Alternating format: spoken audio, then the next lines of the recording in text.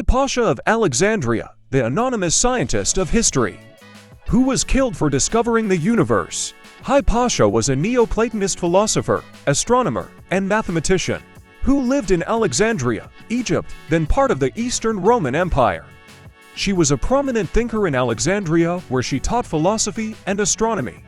Although preceded by Pandrosion, another Alexandrian female mathematician, she is the first female mathematician whose life is reasonably well recorded. Hypatia was the daughter of the mathematician Theon of Alexandria. According to classical historian Edward J. Watts, Theon was the head of a school called the Mauseon, which was named in emulation of the Hellenistic Mauseon, whose membership had ceased in the 260s AD. Hypatia was a Neoplatonist, but, like her father, she rejected the teachings of Iamblichus and instead embraced the original Neoplatonism formulated by Plotinus. Hypatia taught students from all over the Mediterranean. According to Damascius, she lectured on the writings of Plato and Aristotle.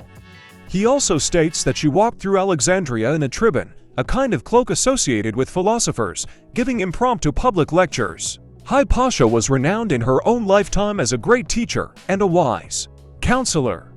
She wrote a commentary on Diophantus's 13-volume Arithmetica, which may survive in part, having been interpolated into Diophantus's original text, and another commentary on Apollonius of Perga's treatise on conic sections, which has not survived.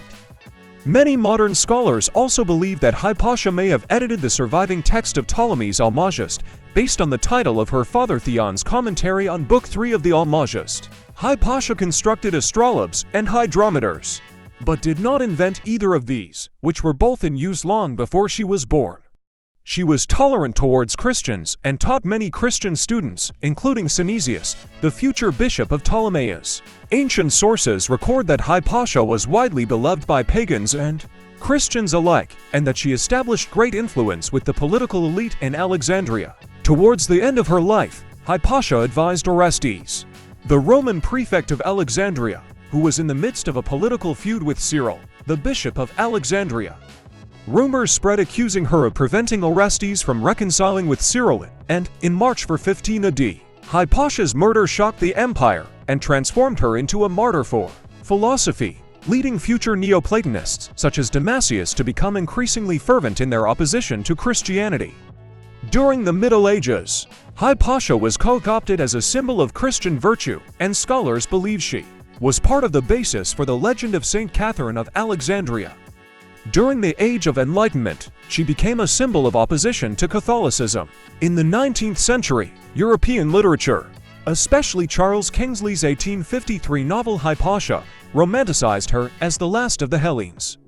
In the 20th century, Hypatia became seen as an icon for women's rights and a precursor to the feminist movement. Since the late 20th century, some portrayals have associated Hypatia's death with the destruction of the Library of Alexandria, despite the historical fact that the library no longer existed during Hypatia's lifetime. Hypatia has been described as a universal genius, but she was probably more of a teacher and commentator than an innovator.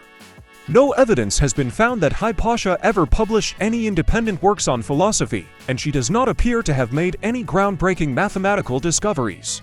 During Hypatia's time period, scholars preserved classical mathematical works and commented on them to develop their arguments, rather than publishing original works. The Suda mistakenly states that all of Hypatia's writings have been lost, but modern scholarship has identified several works by her as extant. This kind of authorial uncertainty is typical of female philosophers from antiquity. Thanks for watching, and don't forget to subscribe the channel.